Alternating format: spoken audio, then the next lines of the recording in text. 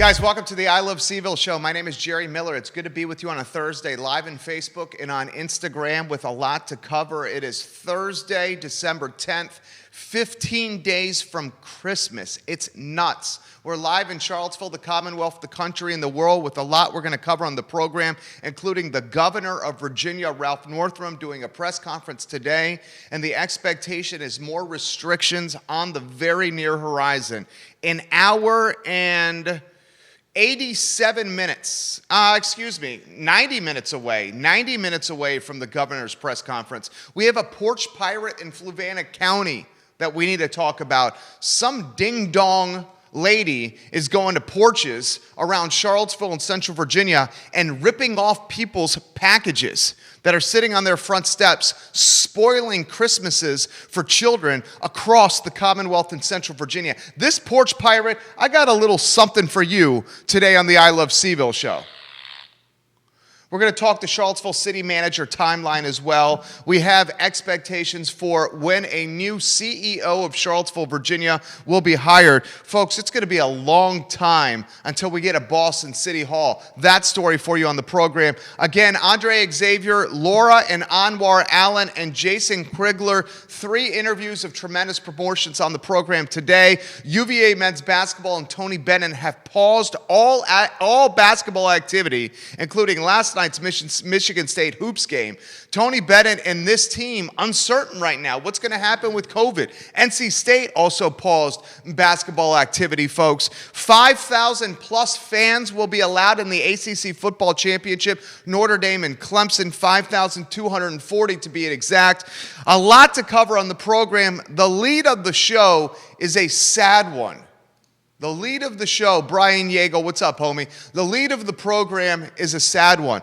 Fellini's restaurant this morning has announced their permanent closure as a restaurant in Charlottesville, Virginia. This is an icon in the restaurant community. This is a restaurant led by Chris Humphrey, who's a friend of this show. Chris Humphrey, a talented chef who knows food inside and out. Chris Humphrey, a man who's gone through tremendous hardship. His wife passed away. His restaurant's closing. The industry that he knows and loves is in shambles.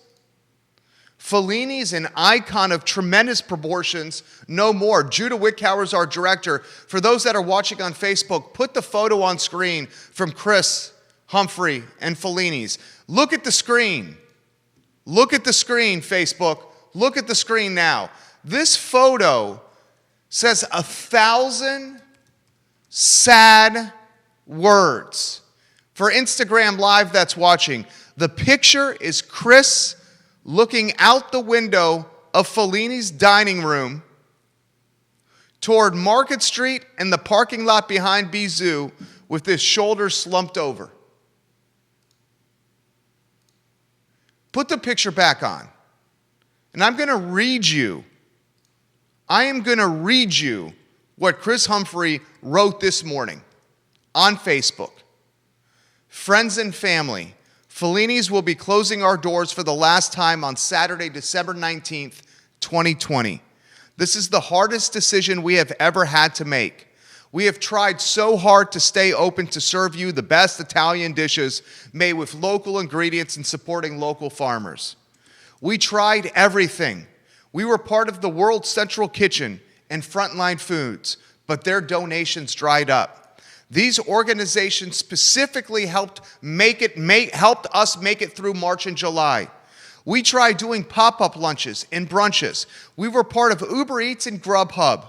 We had live music with musicians working for tips. We opened our doors for dine-in service in July, and we went over the top with COVID practices. We applied for grants and loans and didn't receive any of them. We asked to use the sidewalk as outside dining, but the city of Charlottesville turned us down. We literally tried everything. With all of our heart, we thank our staff at Fellini's. They volunteered their time when we did the World Central Kitchen and Frontline Foods meals.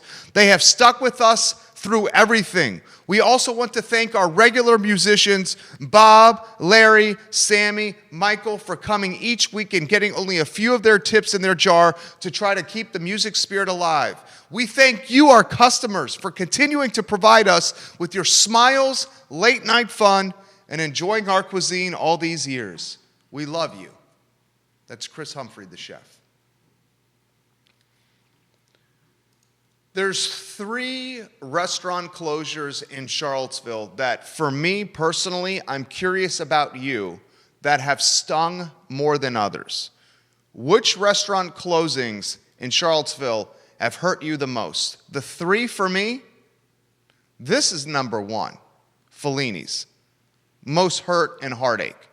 Number 2, probably a Wild Wing Cafe. A lot of memories watching sports with family and friends at Wild Wing Cafe, especially the football and basketball seasons. And the 3rd restaurant closure that's hurt me, Downtown Grill, an iconic steakhouse. More to come. And that's one reason we're welcoming André Xavier, co-founder CVille Hop On Tours, entrepreneur in the travel space, CVille Travel, his baby. There's a grant program called Rebuild Virginia. In this grant program, small and medium-sized businesses across Charlottesville and Central Virginia applied for $100 million of allocation from the governor and the Commonwealth. I do not know a single small or medium-sized business in Charlottesville or across Central Virginia that got a damn dime from the Rebuild Virginia grant program. Andre applied for it. We'll talk with him for 10 minutes. A lot of the restaurant owners are telling me the response from the grant program, their rejection letter, came into a junk folder via email. The rejection letter for a lot of small and medium-sized businesses, that was their paddles. They're on the CPR table. They need resuscitation. The paddles are coming to the chest to get the heart beating again. And the Rebuild Virginia grant program sends the rejection email into a junk folder.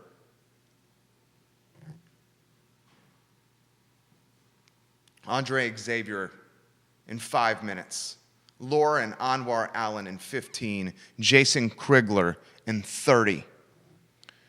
2 p.m. today, the governor's going to announce more restrictions. We hope to God it's not a closing of the economy. We saw the utter, I was going to use a profanity, I'm going to stop.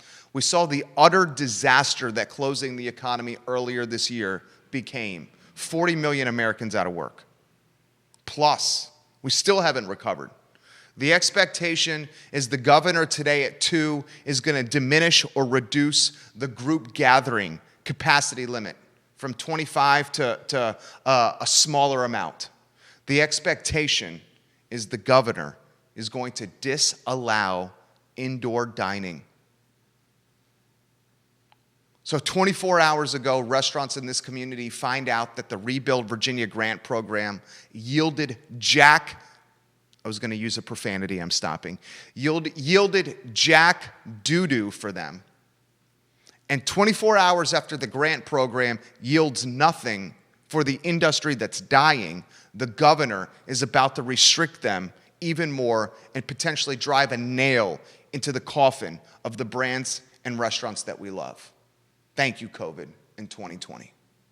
Our next headline is a timeline released by City Council on the hiring process for the Charlottesville City Manager. The City Manager position is open. They released a timeline. They've locked in a search firm. This search firm is now going to provide a short list of candidates for the city manager position. You know how much it costs to hire a search firm to give you a list of 3 candidates to hire? You know how much it costs us as taxpayers? $42,500 us as taxpayers are paying a search firm out of California to give us a short list of potential hirees for the chief executive officer position, the CEO position, the city manager position, a position that total compensation package is $250,000 a year. Total compensation. That's healthcare, benefits, etc. 42,500, a California company gives us a short list. And the hire is expected to be in April of 2020. Before I get off this topic, I want you to understand what's happening. We have no money as a municipality. Our budget is hurt. It's beat up. It's in the 12th round. Our budget is punch drunk, and our budget's knees are wobbling, and the budget is about to tumble to the canvas for a knockout. And here, we're having to scrape another $42,500 plus additional spending. You know more money is going to be allocated to this search firm throughout this process. Call it 50. 50K we don't have. April, the hire will be made. And then in November, what's that? May, June, July, August, September, October, November. Not even 7 months later, after the city of Charlottesville hires a person, gives them a $250,000 compensation long-term contract package to be the CEO of the city, not even 7 months after that hire is made, 2 spots on city council come up for re-election. And these 2 spots will be fresh faces potentially as the board that manages the CEO. You're setting yourself up for a lame duck city manager. 2 new faces right after the city manager was hired on council. Very quickly, before we get to you, André Xavier, I'm going to reach out to you shortly. I want to throw some shade. Let's get the shade noise going. That's a shade noise. What other shade we got here? That's so shade. What's good shade here? To the Fluvanna County porch pirate. Get it on screen for the Facebook folks. There's a porch pirate, some chick, some lady, some brouhaha, some muchacha that is going all over Central Virginia, scurrying like a little rat to the front porch of houses and stealing packages from families 10 days before Christmas, 15 days before Christmas. Let's call her out. Cindy K. Marshall, 53 years old, Fluvanna County resident. Cindy K. Marshall, porch pirate, going to people's houses and stealing tricycles and bicycles and basketballs from children 15 days before Christmas. Cindy K. Marshall, Fluvanna County. Pisses me off. I'm fired up today. I'm reaching out to André J-Dubs. André, we're calling you right now. André Xavier's good people. Instagram, I'm signing off over here because I'm doing an interview with André Xavier. André, can you hear me? Yes, I can. Oh, fantastic. My friend, this is why we welcome you on the program again. André is an incredibly intelligent individual. He's extremely well-read. He's extremely experienced with launching businesses. He's extremely well-traveled. He personally applied through this Virginia Rebuild Grant Program. I'm going to get out of your way. I need to know all the information because I'm hearing and getting text messages, my friend André Xavier, from restaurant owners that are saying not a single person in the industry got any money from this program, André. Sure. Thank you so much, Jerry, for taking the time for me. So the reason why I applied for the grant is not necessarily because my business are in dire needs like the restaurants, but I want to prepare for the winter to make sure that I could still keep our salary folks employed, right? Because we're going to have no business pretty much. So I'm not crying because I didn't get it, but I want to bring awareness because here's the picture I'm seeing, right? Right now, everyone's frustrated with the federal government. There's no stimulus coming in. Then the state governor of the state of Virginia comes in with this amazing PR campaign saying, hey, we got $100 million we're going to gift free money to businesses, right? We got really excited about it. And we all applied. However, I have a pretty big network of business owners, and I reach out to all my friends and it's like, hey, do you guys get any money? No, no, no, no. So kind of makes me wonder, like, where is the money, right? I know it's a state grant. We're talking about Virginia, but I do have connections in different cities all over Virginia, and no one knows anyone who got it.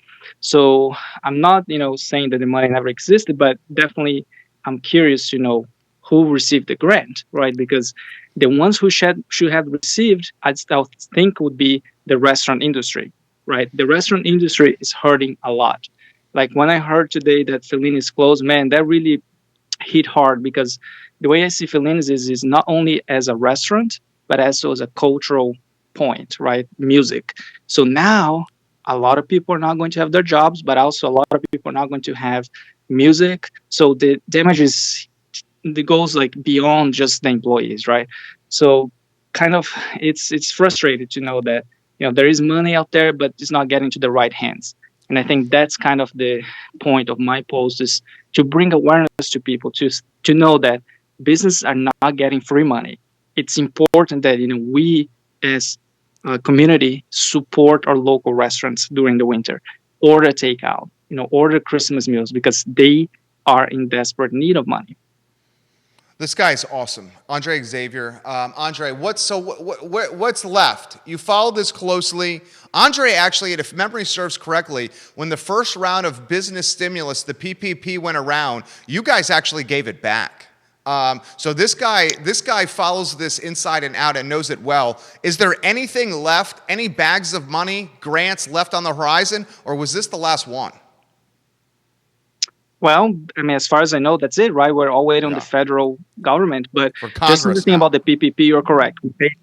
We paid back the PPP money, and I'm so glad we did, because I don't know if you read the latest. IRS is going to be taxing any deduction that you use, anything that you use the PPP for cannot be deducted from your taxes now. So guess what? I did the math. If you took, like $30,000 in, your tax bill is going to be about $30,000, right? So pretty much the PPP was a really good play, right? They gave you the money, it helped, but now IRS is going to collect it, take it back, because any of the deductions does not apply.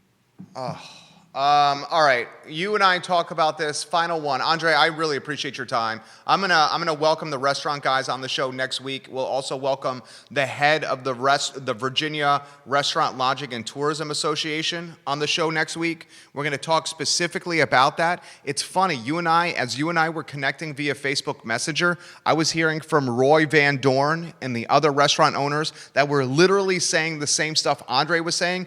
Andre was saying it before everybody else. And he's been saying it before everybody else for a long time. I made this comment yesterday. I'm curious of your take. Final question for you, sir. I think the deepest, darkest, most dark times for us are not until the end of January, following Christmas, Hanukkah, and New Year's. End of January, early February. Anywhere you want to go on this topic, Andre? I think you're absolutely correct, Jerry. The worst of COVID is still happening. Let's talk about the health just for a second. Yesterday, the U.S. had over 3,000 deaths in a single day. That number is higher than March. So if you really think about Corona is worse now than was back in March when everything was locked down. So I'm expecting the 2 p.m. announcement today that we're going to face some form of lockdown, meaning in-room dining will be gone. Curfew is going to happen. I was just out and about, and the stores are crazy right now. Like, if you want to get any supplies, do it before 2, because it's like intense. But you're right. So I think the economical impact has not been experienced yet, because up to this point, there is money coming in. There's PPP. There's all these artificial floaters that is keeping business alive. But now we're going to ride this storm without any federal support. That is going to be the real test.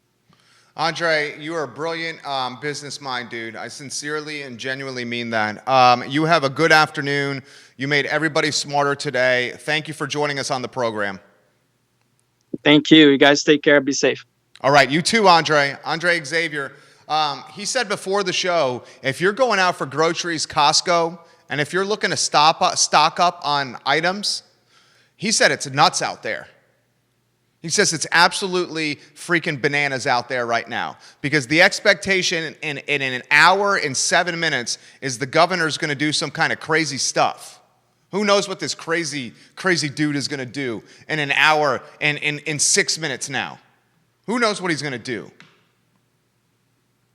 Laura and Anwar Allen Scottish shortbreads. I have shortbreads in front of me. I'm going to eat these delicious shortbreads while interviewing the owners of the shortbread company. I love it. This company right here, an incredible stocking stuffer idea, an incredible Christmas gift idea. This company is as local as local gets and as awesome gets. The Allen families is awesome.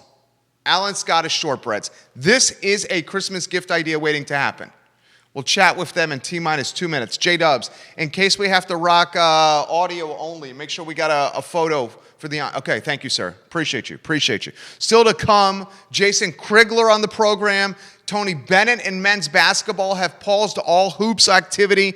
Virginia football travels to Virginia Tech, where UVA is a 2.5-point underdog in Lane Stadium, and 5,240 fans are allowed at the ACC Championship with Clemson and Notre Dame ready to go toe-to-toe.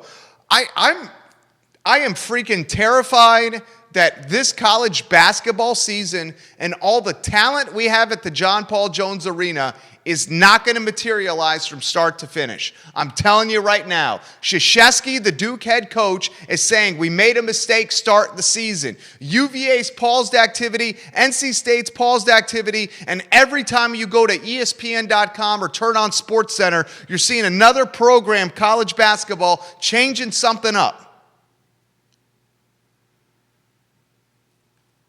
Put your comments in the comment section. Scott Aaronworth, Virginia Beach. Que pasa, amigo? How are you, Scott Aaronworth? Which restaurant closing hurt you the most?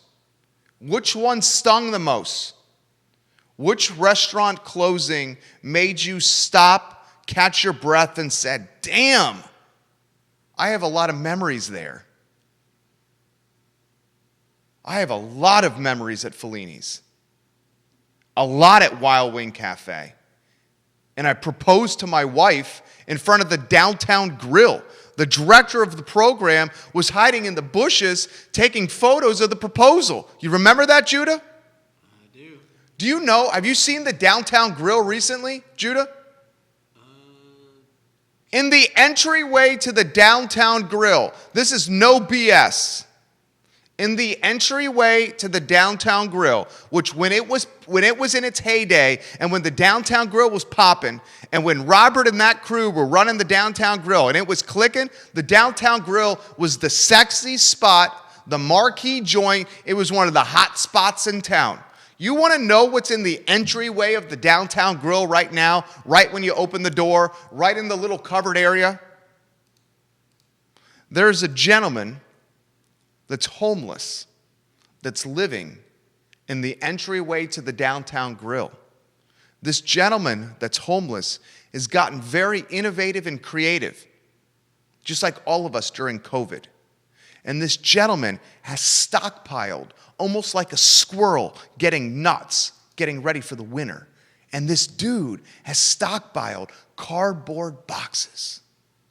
And he's taken folded cardboard boxes from the trash before the garbage trucks could pick them up to take them to the recycling center.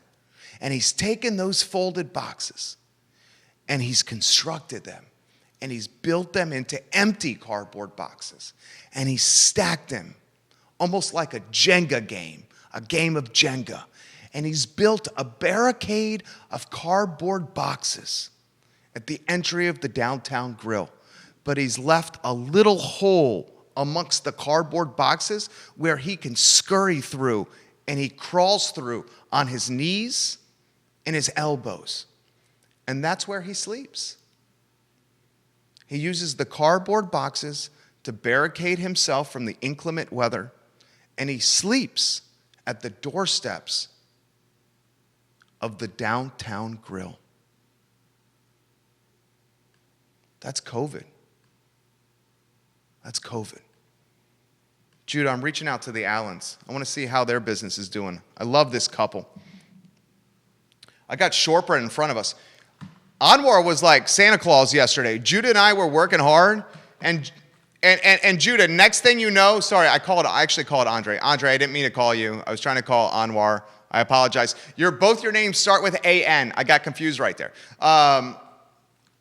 Anwar came by yesterday. Judah and I were working hard. We're having a conversation. And next thing I know, Anwar shows up like Santa Claus, and he's giving me shortbread. And he's got, I think we got two different, we do have two different kinds here. All right, we have Anwar on the line. Anwar, if you're uncertain about the camera, we can go with an on-screen photographic. That is totally cool. I just want to let you know that it's not on right now. I will say this, Anwar. I am right now eating your delicious holiday spice shortbread. My kid ate it last night. So did my wife. They freaking loved it. This is an unbelievable Christmas gift idea. Oh, we have you on. Laura, ¿qué pasa? How are you? Hey, Jerry. You doing well? We're doing so well. Yeah. Can you hear us? Oh, we can hear you. I can hear you. Judah, can we hear him? Oh, we can hear you. Nice, dude. 2 days in a row, Anwar. How are you? Good. Yeah, I just saw you like just the other day. So it's good to tell us about the business. Tell us what's going on. Well, I was just thinking the other, I guess yesterday morning, Anwar got up super early because Whole Foods sends the distributor to pick up a pallet. And I feel like that's the third time they've been here in a month, you know. That's good, right? And as he was kind of waking up at that super early hour, I was like, man, do you ever just think about like how many people are eating the shortbread you make like today, like right now? Like there's so much shortbread we're pumping out of this little facility in Belmont and this little tiny just bakery. And anyway, do you remember what you said? It was like, oh yeah, I think that's something to the effect of when I'm in there rolling, and I mean it's a super small team of bakers as well. So I mean, it'd be remiss to not give a shout out to, I think it's 4 or 5 of them, and then on top of that, man, there's people that have helped along the way and have just been a part of each brick of shortbread. Like it's everything that's eaten is cut with these shortbread specific cutters. The pans were made by a guy who's a metal worker up on Avon Street. Like we use the designs from Grandma's business, but the thing he said, which is, I'm eating it right now, guys. When I said that. I see right now. I'm literally eating it right now. I'm eating it right now. What flavor do you have? This is Allen's Scottish Shortbread Holiday Spice. It is so good. It tastes like Christmas, right? Yeah. It makes me nostalgic. It makes me nostalgic of this. It makes me nostalgic of a fire, my kid running around on the carpet, stockings on the mantle, some Christmas music, and just like happiness. Yes, and I wrote the little story on the back of the box, and my opening line was like, "It smells like Christmas." Like, I have no other description. It just is sort of the embodiment of that, and that's a brand new flavor we just launched for 2020. It's so good. The box has it's distinguished by the cranberry coloring on that holiday box. So we've used the illustration for years, but we distinguish that flavor by the cranberry and hunter green accent. Let me throw anyway, this what he said was just that he thinks about how much like he prays for people while he's baking, and he just hopes that it induces like rest in their life, and that the like pause for beauty causes them to think about how they can create pauses for rest and beauty, and they're like that it would be a fire starter, that there'd be something that would shift just by experiencing this moment with the shortbread. And I was just like, wow, that's amazing. That was really profound for 5 a.m. Well, I mean, I expect. I expect nothing less from Anwar. I mean, this man is like always poignant. Let me throw this question to you. Let me throw this to you here. Are you guys red hot? Are you red hot right now with the business? It's coming in hot. We cannot bake fast enough. That's awesome. The second it's baked, it's sold, and sometimes it's sold and not yet baked, so we are running. Yeah, so people are like, do you have any shortbread left? Like, yeah, we got you. Yeah. Need a little butter and give us a second. Do you ever have to cut off? I mean, when is the cutoff time for Christmas? I guess it's depending on what what they're doing. I mean, the U.S. Postal Service, they're shipping all up until like probably 4 or 5 days. Yeah, so I guess we'll have to put a notification for e-commerce to say, like, if you want to buy Christmas, then you have to order it by the state. But we just have learned that this is harvest season, and it's just like every single year we used to travel like from the 26th on and visit family, but we actually just do the ultimate staycation with like takeout and pajamas all day and movie marathon. So we know that very shortly a 7-day like hermit life is coming our way. So we just kind of leave it all in the court. It's not time to rest. Can I ask you this question, Anwar? Let me ask you this. I'm always curious about business sales cycles. Is Q4 has got to be a large chunk of total sales volume each year. Can you put it in perspective without giving me actual numbers? Yeah. 30%. Yeah, I mean, it's over 30% of what we do. However, it's been interesting. I think everybody's sales cycles are off. So I won't name their name, but one of our vendors, we went by there and we dropped off some stuff, and I don't think they had the check ready, or maybe they were going to send us the invoice by way of email, which is cool. They could pay online. But I noticed how out of touch they were with us as a small business. Like, they were flying by the seat of their pants, it looked like. Their store they had people in their stores. They had 3 or 4 employees. The actual store owners weren't there. They were probably doing something themselves. And I was talking to Laura just yesterday. I was thinking they probably didn't get their inventory in for December because there's October sales weren't up. So you're buying your inventory for your December sales in October, essentially. But because of COVID, everything got thrown off. So they're flying by the seat of their pants. They have to get the inventory in because everybody's going to shop for December. It doesn't matter what's going on. They're going to shop. So they had to be open. They had to get the doors open, get the sale, get the inventory up, and they had to do it like that, you know what I'm saying, with a flip of a switch. And they couldn't do it as readily because of the sales cycle. So we were actually making a lot more sales in October and September than we ever had before because of the way people were shopping. E-commerce has changed, and I've noticed even with myself, I dropped $100 on. I usually don't shop for myself. I dropped $100 on myself. Just finding out about this on on clothes, on some clothes.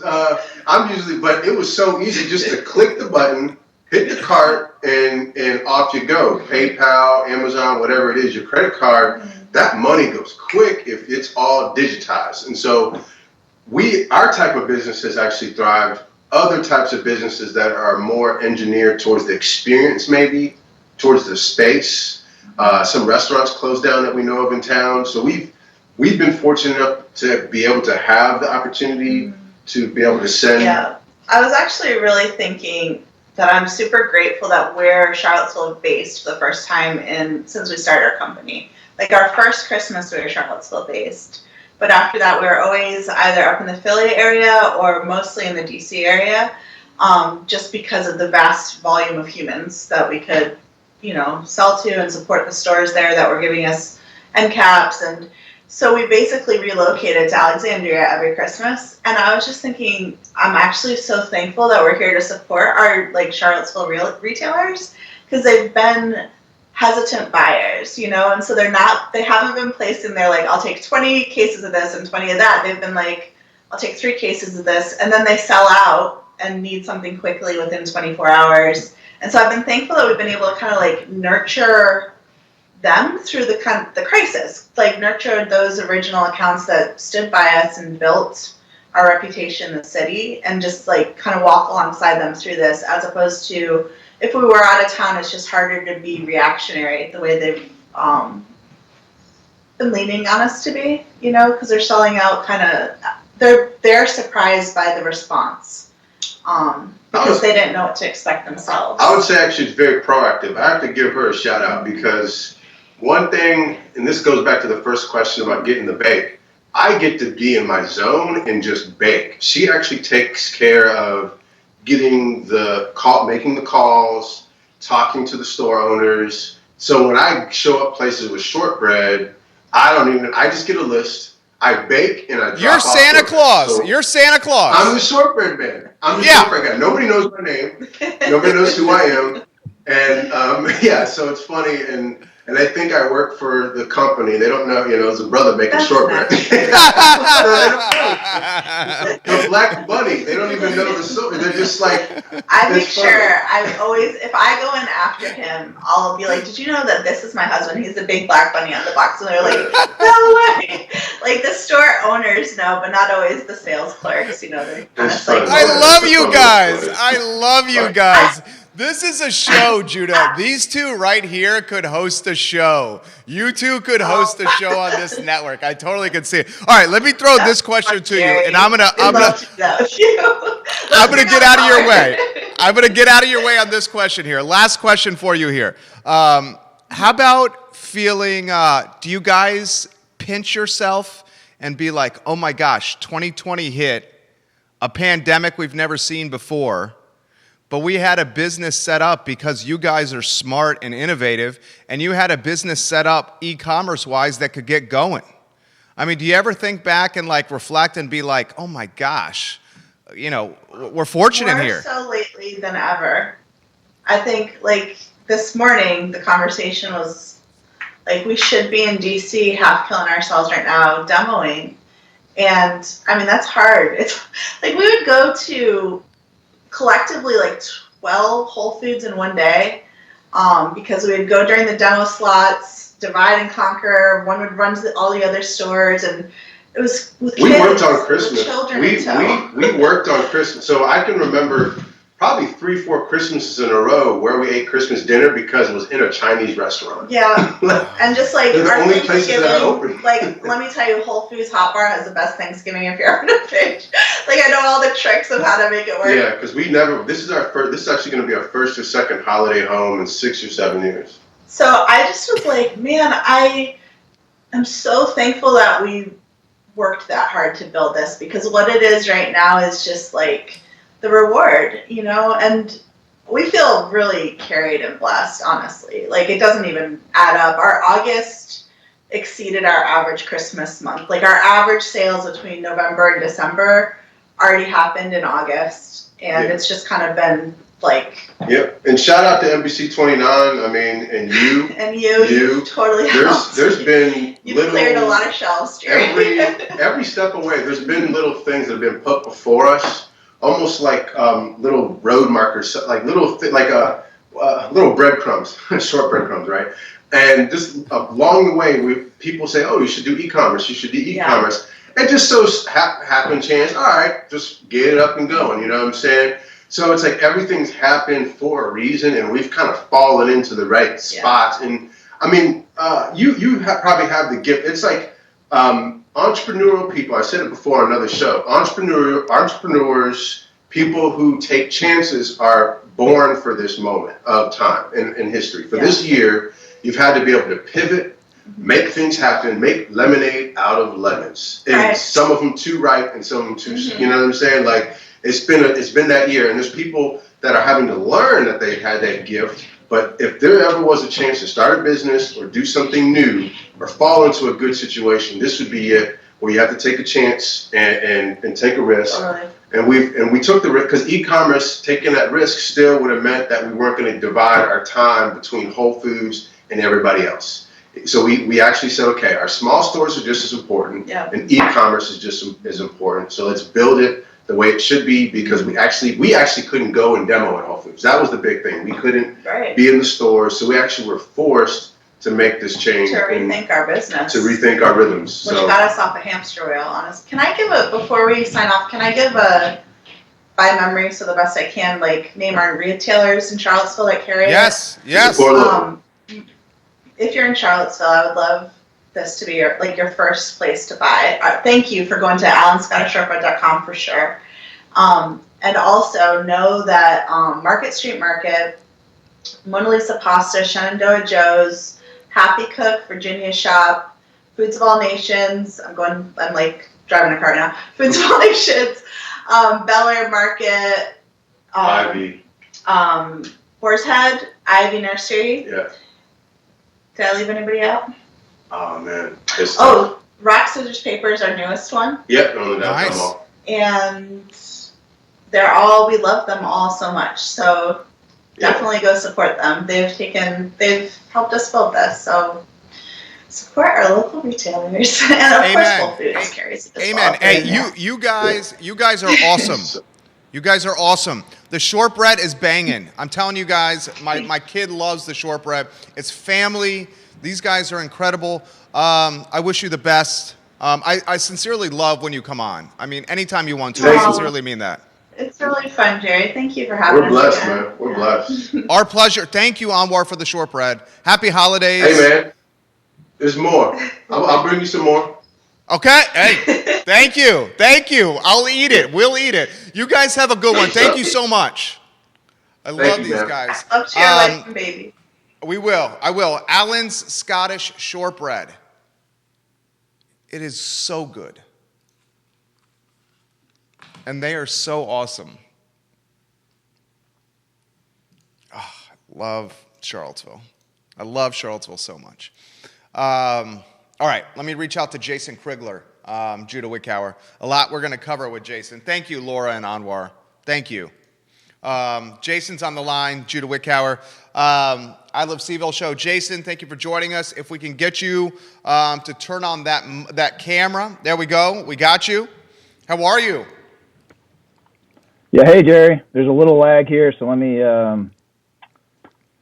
see if I can get this straight. Okay, good. Yeah. Good. Good to see you. Good to see you, too. How about this? Before we talk some shop here, introduce yourself to everybody that's watching. Sure, yeah. Jason Krigler, Crown Mortgage is what I do for my day job. I'm co-owner and loan officer here at Crown Mortgage. Also joining you today, I'd reach out to you about the Charlottesville networking group here in town. I'm an officer with CNG and wanted to talk a little bit about that too. So I appreciate you having me on. Absolutely. And I was going to add, if I could just say real quick, I really appreciated what André said earlier. And man, Anwar and Laura, those folks seem like great people. Really appreciated that interview. But André was spot on about our cultural points here in this town being affected by the virus and everything surrounding it. So, that's absolutely true. Fellini's, all the restaurants that have been impacted. I see it every day with clients that I work with. I know you see it every day with people you talk to. It's the heart of Charlottesville. It's the soul, and it's being impacted, tremendously. And it's tough. It's tough to watch. I love seeing Anwar and Alan, how they're Anwar, Alan, and Laura, how they're just crushing it with their shortbread. I think that's fantastic. But there are a lot of folks, certainly in the restaurant business, hospitality, even our teachers, entertainers, musicians, artists, a lot of folks are really struggling right now. So I appreciate what you do to bring attention to all those folks. Thank you. So, great start to the conversation with Jason. All right, well, why don't we start there? Which restaurant closure stung you the most? Yeah, I mean, I tell you, they've all been tough. I would have to say what I really enjoyed, kind of like you, during college, after college, was Wild Wing Cafe. Man, I loved their wings were the best. I mean, they were probably the best I've ever had. And it's just such a sad thing to see them have to bow out. Certainly feel for Fellini's as well. That letter that you had read, that Chris had written, very, very powerful, very touching. So yeah, I definitely have to agree with you on that one. Charlottesville Networking Group. What have you guys been doing in 2020? I mean, how do networking and COVID and in-person functions happen? Yeah, I mean, for us, they kind of didn't. After March, I think early March, we had a meeting at First Watch at the restaurant on Barracks Road. And after that, it just kind of, we had to lay low. We had to, basically we took a hiatus for the year. And so what we're looking to do now is, we see hope on the horizon. We see light at the end of the tunnel. We want to prepare for 2021. And I've been part of leadership for the last couple of years. We've got James Clark with Edward Jones, Todd Cosgrove with Piedmont Facilities. He's our treasurer. And so James and Todd and I, we want to build the networking group back. We want to bring it back. We've been still in place. There are about 14 of us who are still part of it. But we want to energize the group. We want to bring on new folks. So the goals of 2021 for us, for CNG, for Charlottesville Networking Group, are going to be to increase membership, but also increase diversity. We want to bring in more people from different industries, as well as just all types of folks. So we want to build that, and I appreciate having this platform to talk to you about it. Absolutely. So what exactly is the theme or the mission or the premise behind Charlottesville Networking Group? So CNG, it was started in 2004. Some of you all may know Stephen Landis of Ask Landis. There are a lot of people who know him. He's been in the community for a long time. He started with a colleague of his. And the whole idea is, it's kind of like, there are other networking groups that a lot of people are part of. They've come and gone over the years, or there are several, types of groups in the community. But Charlottesville Networking Group is really about local businesses, local Charlottesville businesses, born and raised here in town. So what we do is that, it's not quite as organized as something like maybe like some of the other organizations, but we provide a place for businesses, business owners, industry professionals to come and network and try to build their business, have social interactions. So that's kind of the idea of it.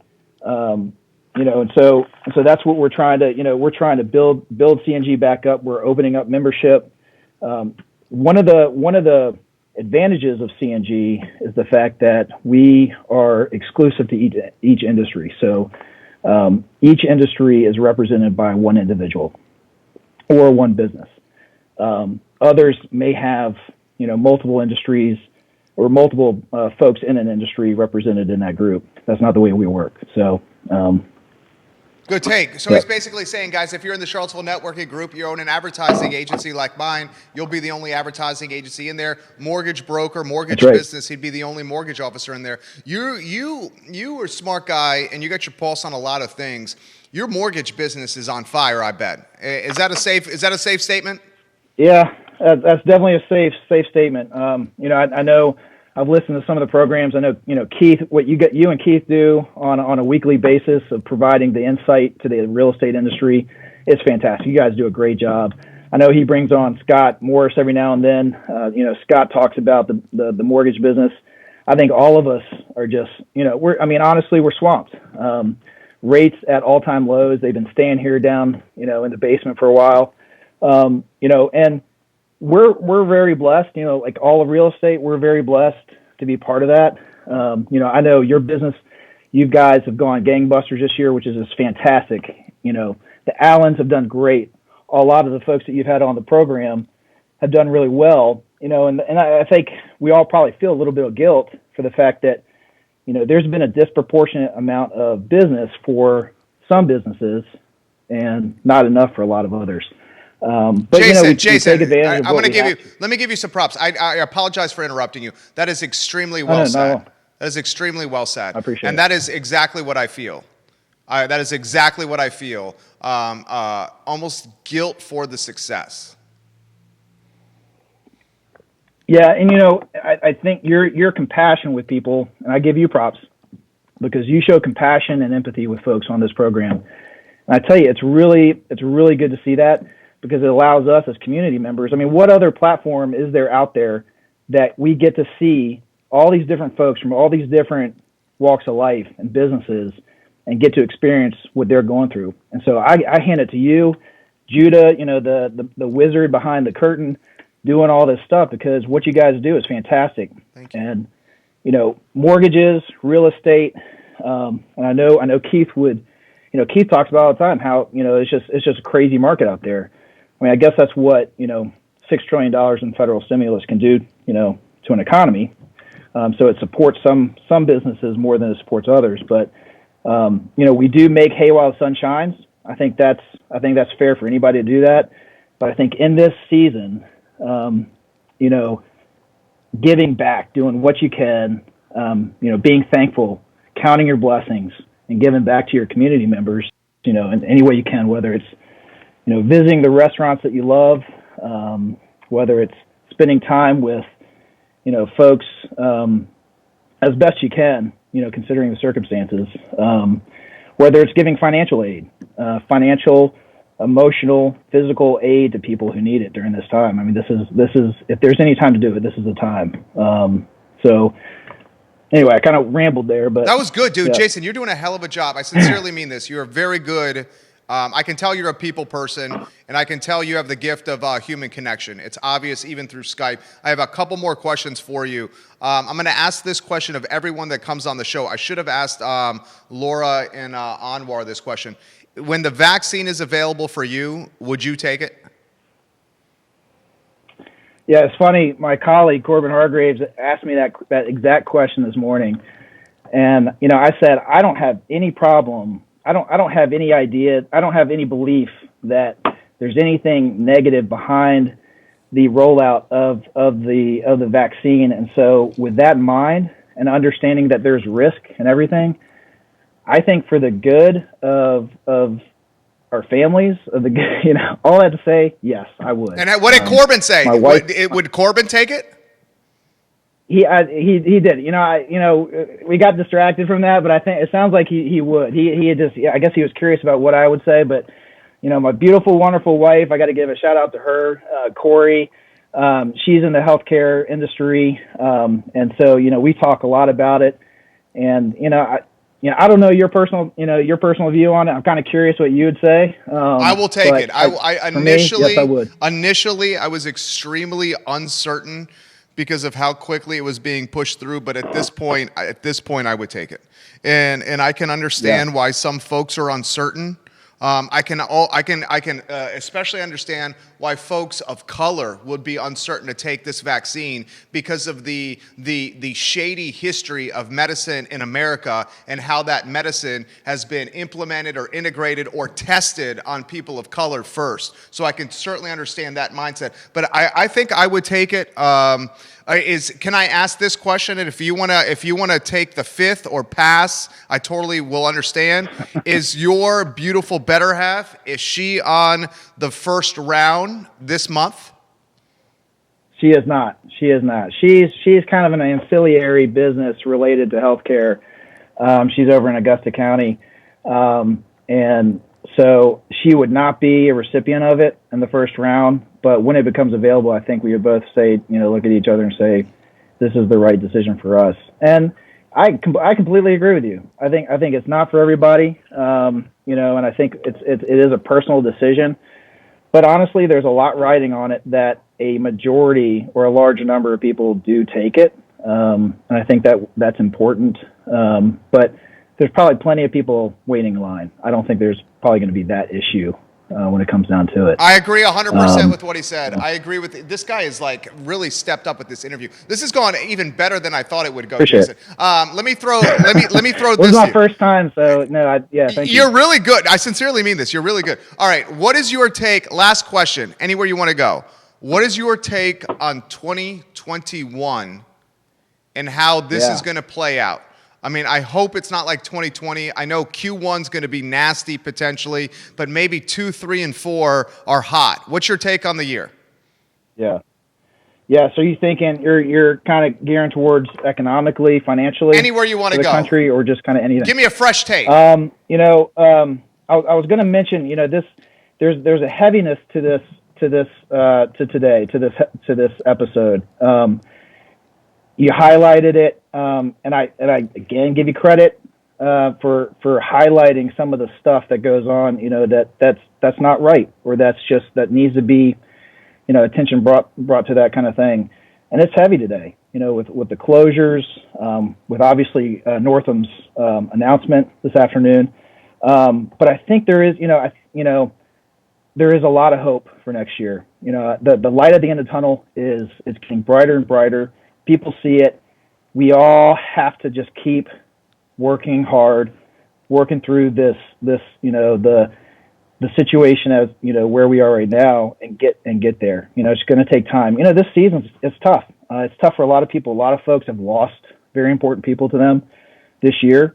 This year has been very difficult for a lot of folks, myself included. I lost my mom mid-year this year, and that was very difficult for our family. Sorry.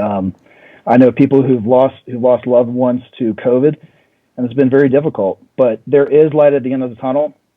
The holiday season could not come soon enough for us, for my family and me, because we're really soaking in the opportunity, the chances to see family as we can see them, and know that, this year is going to be different. This year, hopefully, is a one-off, and next year, we can start getting back to normal. And I think that's going to come. I think it's going to come economically. I think the economy is going to heal. It's going to take a lot of money. It's going to take a lot of congressional funding. I think politically, this country can heal. I think there are a lot of things to heal. But I do see a lot of hope in 2021. These tragedies don't really care about years. They don't track January to December. So it's not going to be perfect for a while, but it's going to be better. I really do believe that. I have a lot of hope for that. Jason, you are welcome here any single time you want. You were absolutely I appreciate it. Dude, Thank you. You went 4 for 4. You hit for the cycle, and you drove in 7 runs here. You were absolutely on fire. Thank you for joining us today. You were damn good today. Thank you, Jerry. Thanks for everything you guys do. Judah, you're the man. Appreciate it. Until next time, guys. All right, until next time, Jason. Judah Wickhauer, you got some love right there as the wizard, Judah Wickhauer. The wizard, I like it. You like the wizard. I love it. Judah Wickhauer. 8 years and change, Judah Wickhauer and I have been working together. A couple items I got to get out of the notebook. I'm curious for you guys, what is the toughest restaurant closure we've gone through so far? I'm going to say this right now.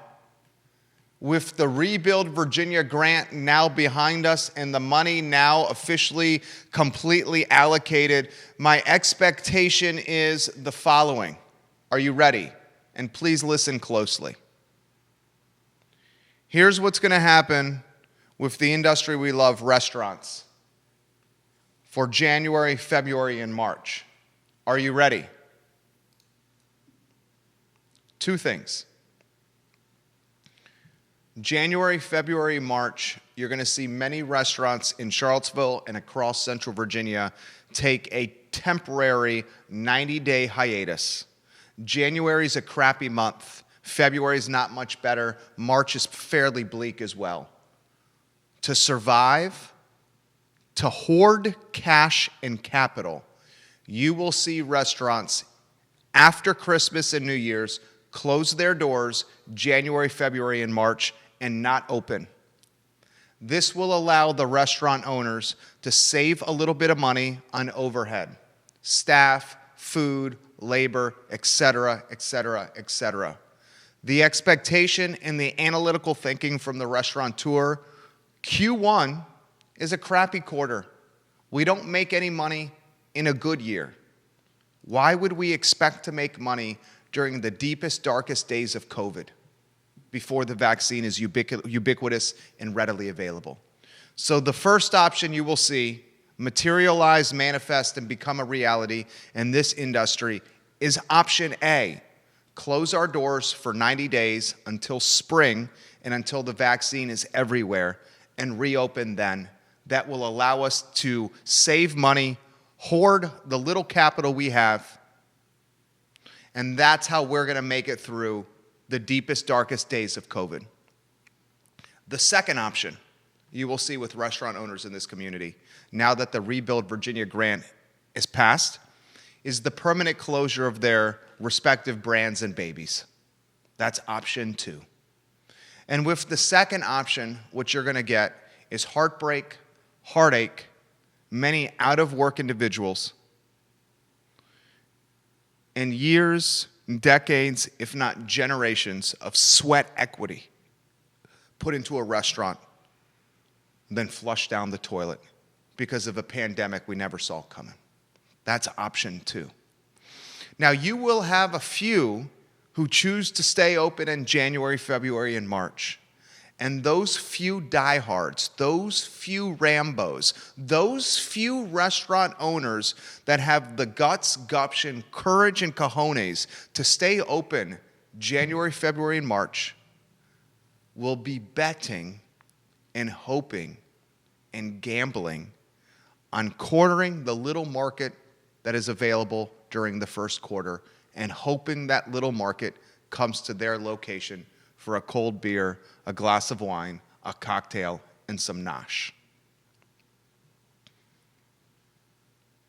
I'm going to be very straightforward, and you're not going to want to hear what I'm about to say.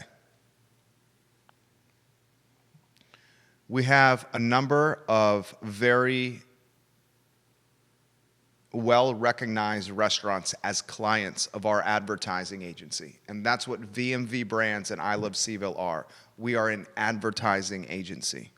We're known for this network, but we make our living in the B2B space of providing business services for small and medium-sized and large-cap businesses, and we help them grow their business by raising brand awareness for them. The advice I'm offering to our clients that are in this space, you are not going to want to hear this, but this is the world we live in. The advice I'm offering our clients in restaurants is to close. Go balls to the wall to Christmas and through New Year's.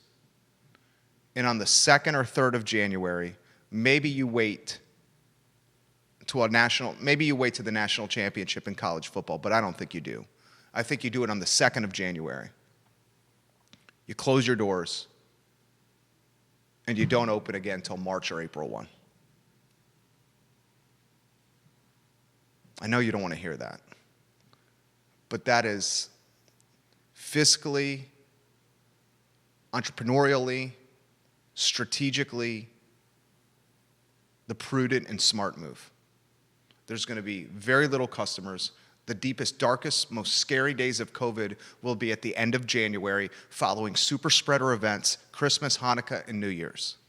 Nothing is going to happen in January. February is not going to get much better. Do a temporary closure, hoard the little cash that you have, and try to survive until the vaccine and until spring comes.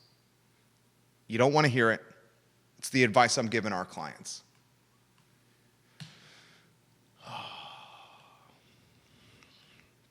Couple items I want to get out of the notebook before I get to your comments, and there's a lot of them on Instagram, Facebook, LinkedIn, Snapchat, and Twitter. We'll get on TikTok soon. Virginia basketball has paused all activity. COVID is running rampant through UVA hoops. All activity has been paused for Virginia basketball. We do not know when they will get on the court again.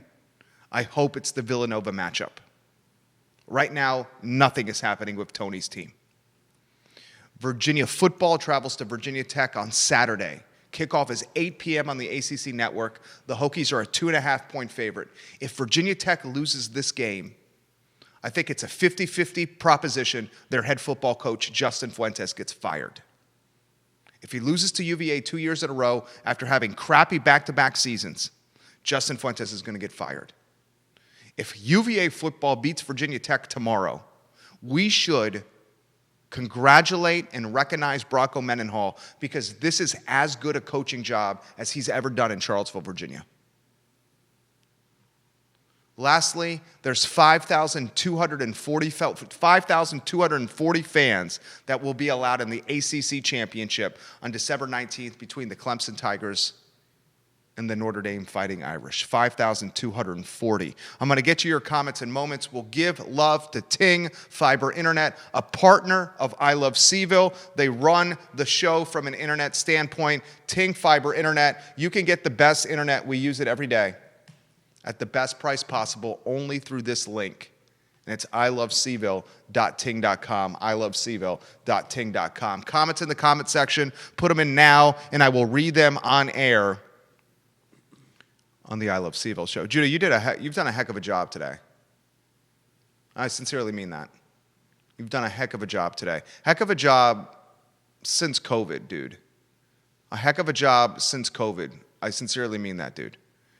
Scott Aaronworth, hello. Carol Thorpe says, farewell Fellini's, zero help from city government. It says it all. Madame Mayor must be smiling today. Carol Thorpe. Carol, I love when you watch the show. Carol, I love when you comment and offer perspective on the program. Jason adds, very sad about Fellini's closing, a very powerful message from Chef Chris Humphries. It's nothing less than tragic how much these businesses and employees have had to suffer. He's exactly right. Kevin Higgins watches this program. He agrees with Carol Thorpe. Kevin Higgins says this, Carol Thorpe, I 100% agree with you. Totally agree with you. He was denied sidewalk use, Chef Chris Humphrey. It's such a disgrace. The worst part is this is such a great opportunity for leadership, and every single one of them blew it. Kevin Higgins, yes. I'm hearting your comment right now, Kevin Higgins. I'm going to read Kevin Higgins' comment again. In fact, Kevin Higgins.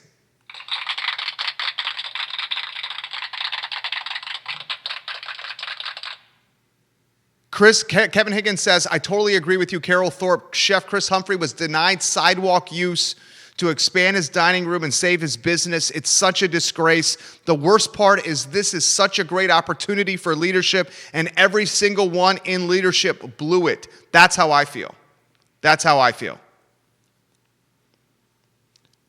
James Beard Organization.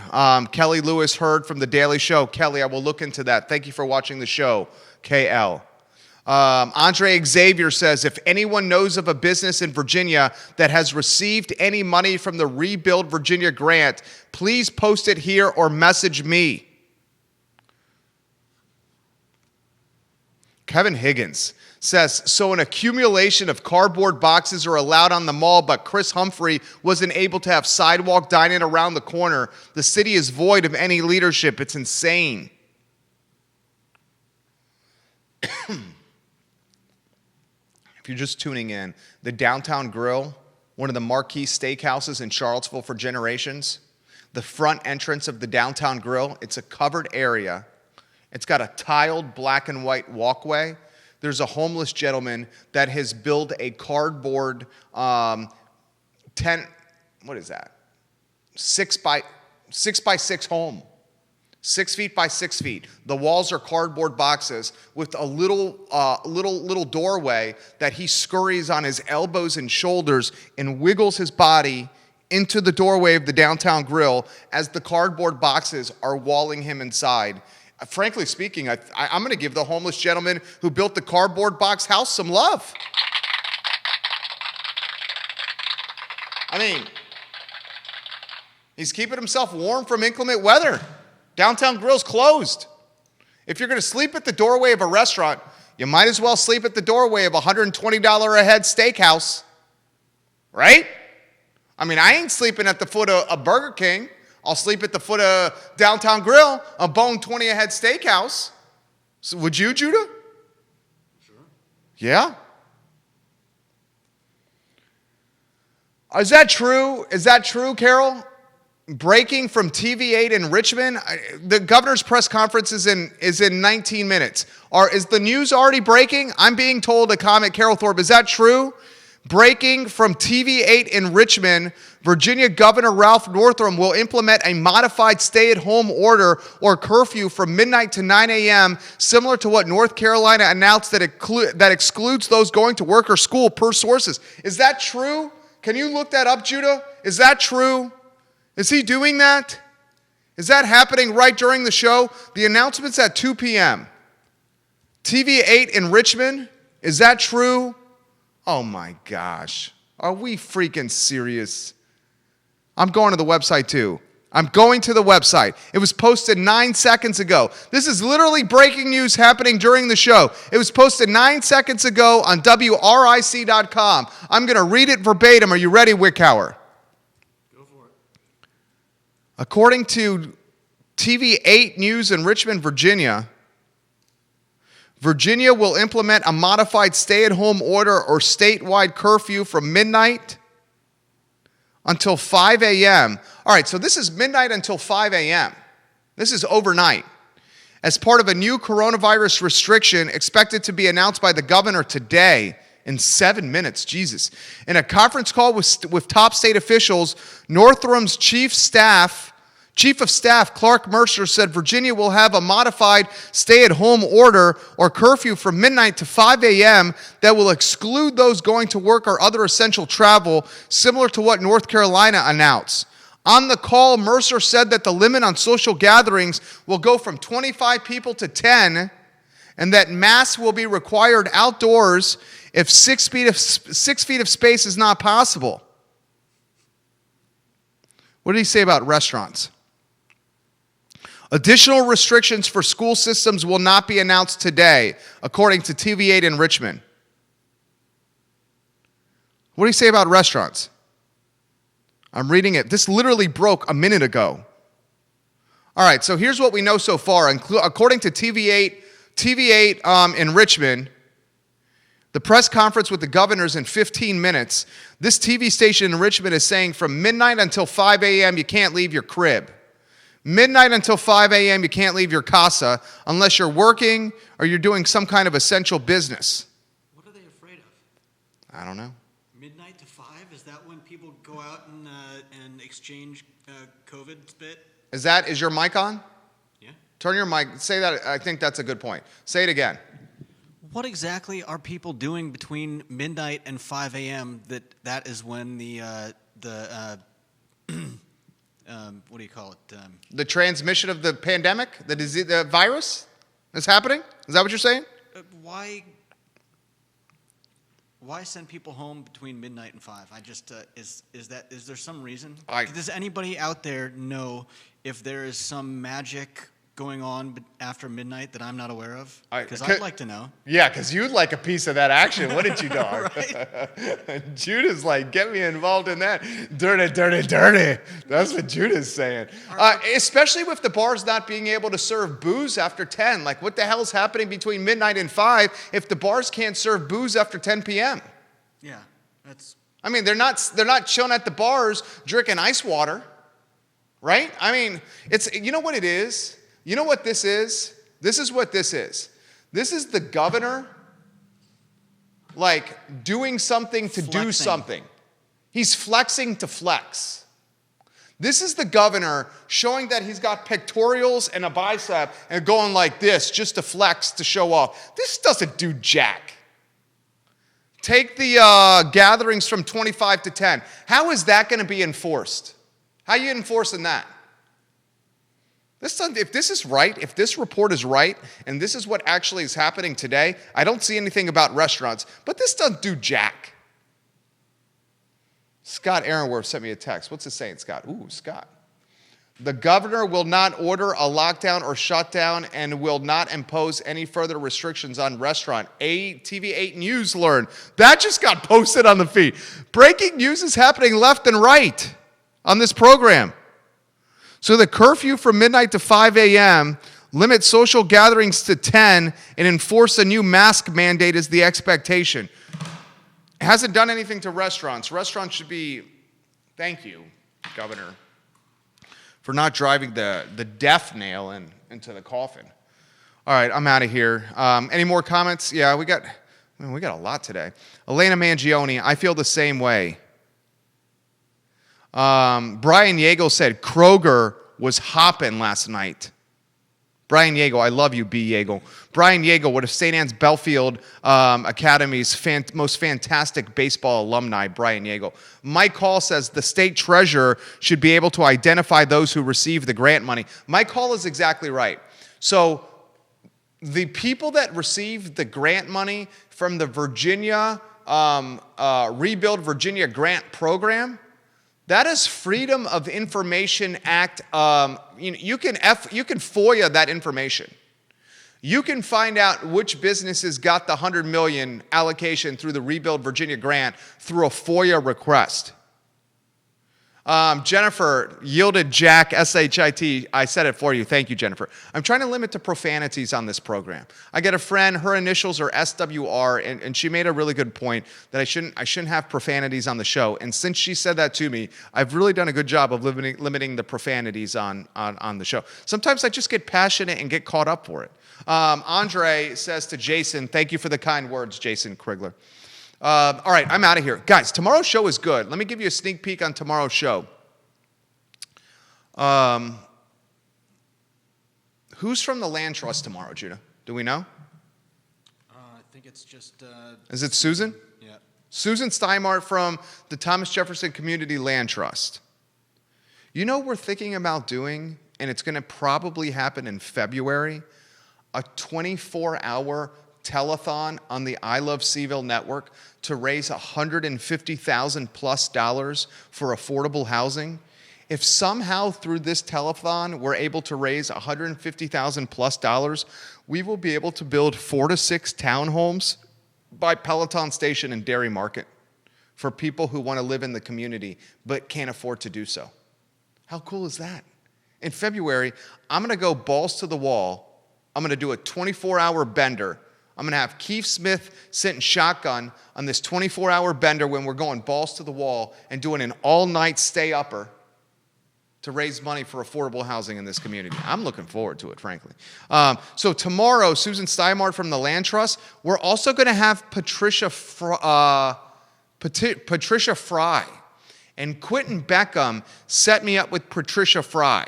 She's a doctor. She is an independent physician consultant who sees the value of cannabis and cannabinoid medication and the role they play in pain management and chronic disease. She is currently evaluating and managing patients who are seeking medical cannabis either as a primary or adjunct therapy for illness, such as chronic pain syndromes. So Dr. Patricia Fry knows the industry cannabis that is literally going to become the craft beer business of Charlottesville and Central Virginia. I think you're hearing it first on the I Love CVille Network. In 2022, good Lord, it's 150. I got to get the hell out of here. You didn't tell me it was 150, Judah. This has been a good program right here. You didn't tell me it was 150. I got to get out of here. All right, I'll give you the Cliff Notes version of what I was about to say because I got a meeting in 9 minutes, and I want to see what the governor wants to say as well. In 2022, this is what you're going to see. In 2022, you will see big box brand cannabis in Charlottesville and across Central Virginia. And I don't mean Target or Walmart selling cannabis. What I mean is you'll see national or global brands posting up and setting up shop to sell the green, the landscaping, the hippie lettuce, the shrub. Right after the big brands, the corporate chains of weed, set up shops in Charlottesville and Central Virginia to sell something the governor is legalizing now, soon thereafter, you will see the local entrepreneur from Charlottesville and Central Virginia, maybe a little Skylar skunk from Scottsville. You'll see the local entrepreneur set up a brick and mortar point of sale retail. And then Charlottesville will be left with this decision. Will I purchase my cannabis from the corporate national chain that's invaded Charlottesville and set up a brick and mortar? Or will I purchase my cannabis from the local entrepreneur, the Chris Humphrey of the world? Chris Humphrey's a chef, but you get what I'm saying, someone that's local in the community. And what will eventually come to fruition is the community will say, local dog, we supporting local, man, not this chain. The chain will get traffic and business because they'll be first to market. And it'll be novel and new, and people will want to try. Then little guy opens up shop, and then the market share and the marketplace dynamics will shift, and little local guy will start getting traction. It's the same flip book of events that happen in restaurants, the same flip book events that happen in craft beer, the same flip book of events that's happening in wine. Watch it. Watch it. Watch it. I'm out. My name is Jerry Miller. It's the I Love CVille Show. For Judah Wickower, thank you for joining us. Take care. You know I'm right, Judah. You know that's going to happen. That's exactly how that's going to play out. And the Valerie Easters of the world are going to corner the market. You wait and see. You wait and see. Today was a good show.